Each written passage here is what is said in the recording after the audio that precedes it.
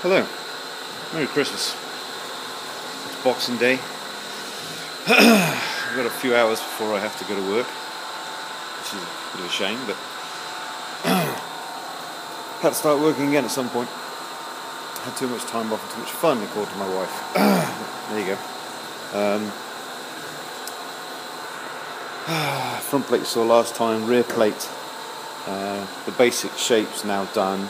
Obviously I mimicked out the shape of the gearbox and pre-cut that in a wood piece just to check, so I've got a nice even kind of 8mm gap all the way around it.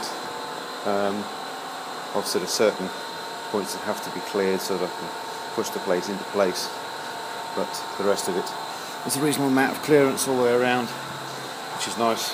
So before there's maybe two gearbox mounts here and here that'll probably mount off of these flange holes here and there and make one mount. But with two eyes, there's no lightning out of this yet.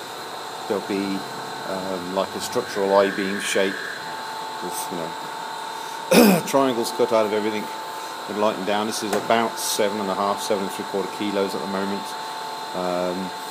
By the time it's lightened, it gets it just a shade under 4 kilos. I'm not going to go a huge amount lighter than that.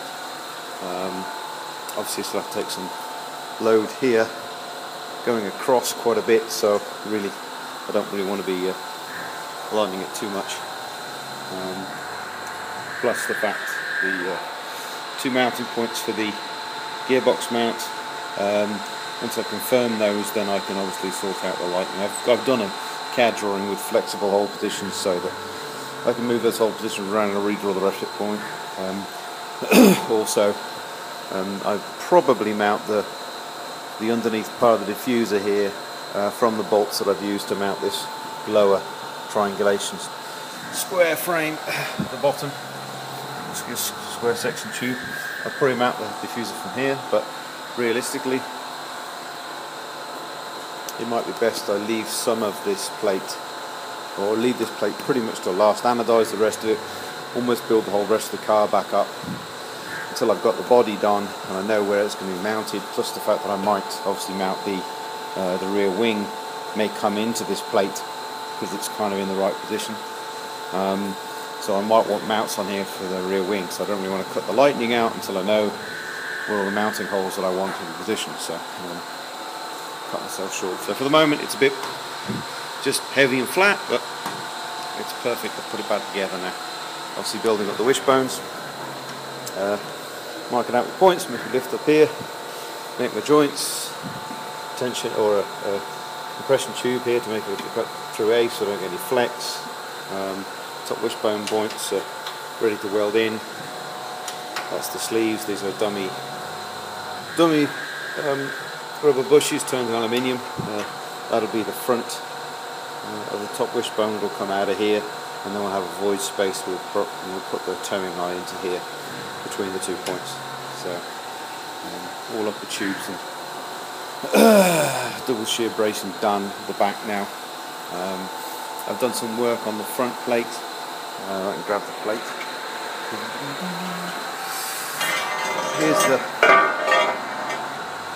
Here's the base plate that I bought. Basically I backmarked the 4 holes off of each cylinder head onto the plate. So I can now mount the water pump and the cylinder heads and a couple of these bolts that do actually go into the block, sort of originally ancillary mounts. I put this on the miller, straightened this edge up on the x-axis, and then basically I took a digital position of each of those holes just to confirm how I'd drawn it in CAD. Previously I'd just done a distance-to-distance hole measurement of each of the holes and could rough it in. So now I've just done a full XY mimic in CAD now, off the NC, just coming down with a tapered pin, centering the hole, and then marking the points. So now I've got the cylinder head points, the water pump points, and those points in. I did the same for the water pump. I did the same for the timing cover. I've got those 2 points and I've blended them together as much as best I can. Then I've took a few hole points off the front of the engine.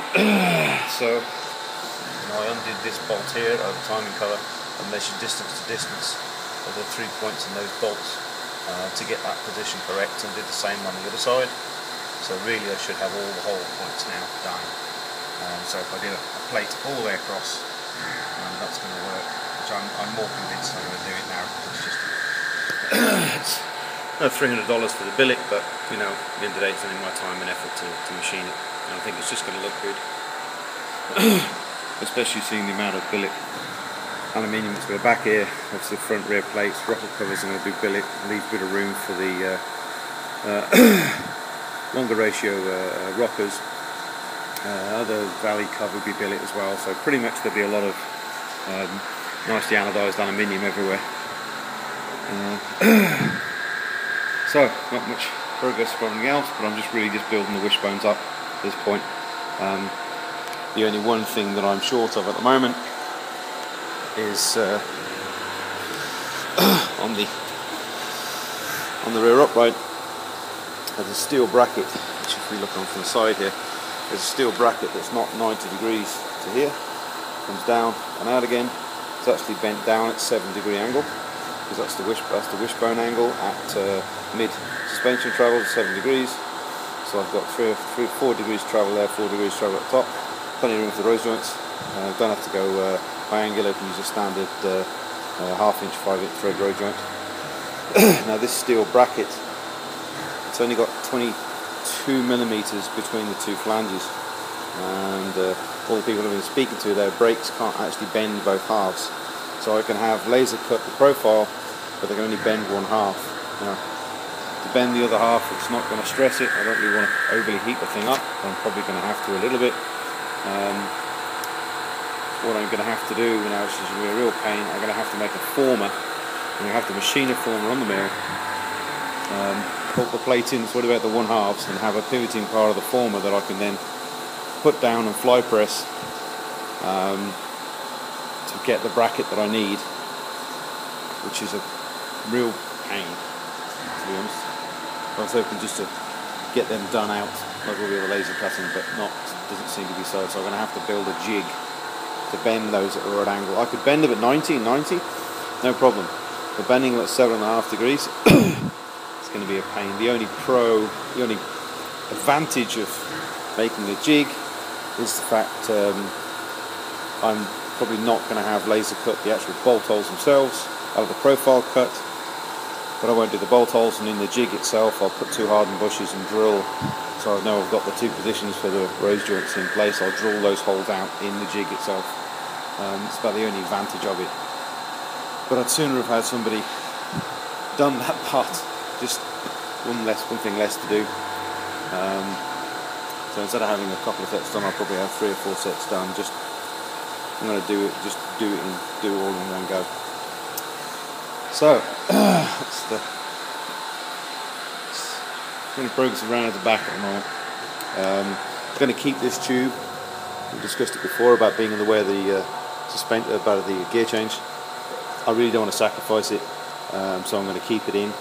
I'm going to have to do is cage box these 2 points here, and basically build a tube out and come off of that, and then stitch weld onto there from the back, and I'll just have to put into the back of the do some heat dissipation paste to stop it from obviously knacking the seals up, because I can't take these off at the moment. This one here is quite small and round, so it's probably the worst, but albeit suffers from the least amount of travel. This one here, I actually have a little bit more material at top and bottom to cut around, so I can make the shape further away from the seal. But I'm still going to have to weld on those. But to disassemble the whole gearbox to weld onto them would be a pain. But no matter, it's stuff to be done. It can be done, so it will be done. So there we go. One more thing done, one more thing off the list. Okay. Happy Christmas and Merry New Year.